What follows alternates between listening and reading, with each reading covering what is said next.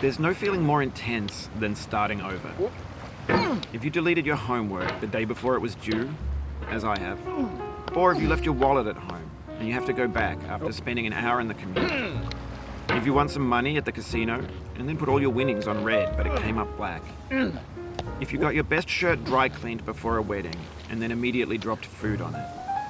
If you won an argument with a friend and then later discovered that they just returned to their original view. Starting over is harder than starting up. If you're not ready for that, like if you've already had a bad day, then what you're about to go through might be too much. Feel free to go away and come back. I'll be here. Alright, thanks for coming with me on this trip. I'll understand if you have to take a break at any point. Just find a safe place to stop and quit the game. And don't worry, I'll save your progress, always, even your mistakes. This game is a homage to a free game that came out in 2002 titled Sexy Hiking. The author of that game was Jazuo, a mysterious Czech designer who was known at the time as the father of B games. And B games are rough assemblages of found objects. Designers slap them together very quickly and freely, and they're often too rough and unfriendly to gain much of a following. They're built more for the joy of building them than as polished products. In a certain way, Sexy Hiking is the perfect embodiment of a B game. It's built almost entirely out of found and recycled parts, and it's one of the most unusual and unfriendly games of its time.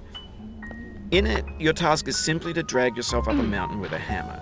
And that act of climbing, in the digital world or in real life, has certain essential properties that give the game its flavor. No amount of forward progress is guaranteed. Some cliffs are too sheer or too slippery, and the player is constantly, unremittingly in danger of falling and losing everything. Anyway, when you start Sexy Hiking, you're standing next to this dead tree that blocks the way to the entire rest of the game. It might take you an hour to get over that tree, and a lot of people never got past it. You prod and you poke at it, exploring the limits of your reach and your strength, trying to find a way up and over. And there's a sense of truth in that lack of compromise. Most obstacles in video game worlds are fake. You can be completely confident in your ability to get through them once you have the correct method or the correct equipment or just by spending enough time. In that sense, every pixelated obstacle in Sexy Hiking is real. The obstacles in Sexy Hiking are unyielding, and that makes the game uniquely frustrating. But I'm not sure Jazuo intended to make a frustrating game. The frustration is just essential to the act of climbing, and it's authentic to the process of building a game about climbing. A funny thing happened to me as I was building this mountain. I'd have an idea for a new obstacle, and I'd build it, test it, and it would usually turn out to be unreasonably hard.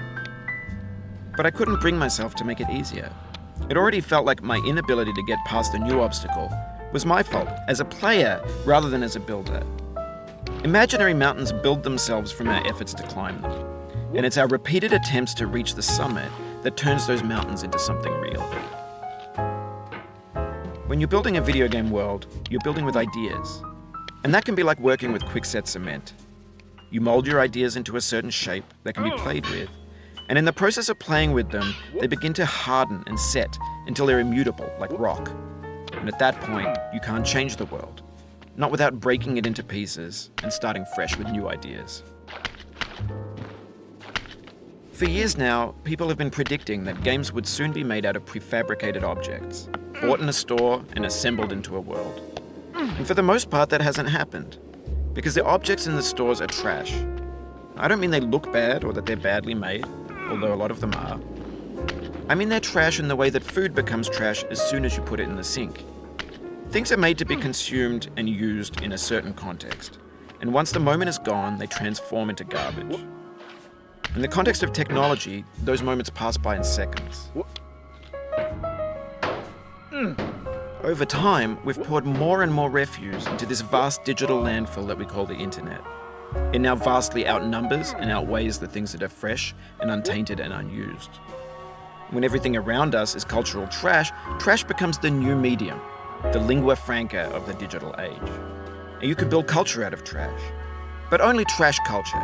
B games, B movies, B music, B philosophy. Maybe this is what digital culture is. A monstrous mountain of trash, the ash heap of creativity's fountain. A landfill with everything we ever thought of in it. Grand, infinite, and unsorted. There's 3D models of breakfast, Gen X's fanfic novels, Scan magazines, green screen Shia LaBeouf, banned snuff scenes on LiveLeak. Facebook's got lifelike bots with unbranded adverts and candid shots of Kanye and Taylor Swift mashups, car crash epic failed GIFs, Russian dashcam vids, discussions of McRibs, discarded, forgotten, unrecycled, muddled, rotten, untitled. Everything's fresh for about 6 seconds, until some newer thing beckons, and we hit